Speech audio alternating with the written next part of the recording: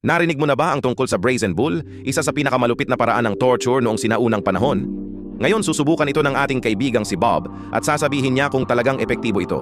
Ang Brazen Bull, na kilala rin bilang Sicilian Bull, ay naimbento sa sinaunang Greece. Isa itong malaking estatwang tanso na may puwang sa loob.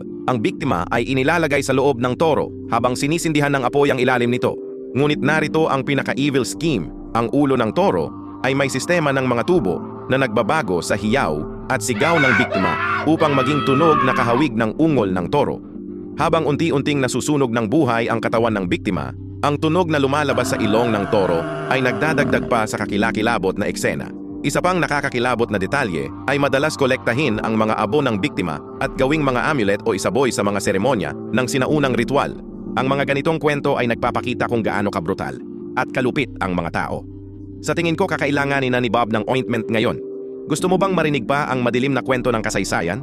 Huwag kalimutang magkomento kung aling paraan ng pagpapahirap ang dapat subukan ni Bob sa susunod.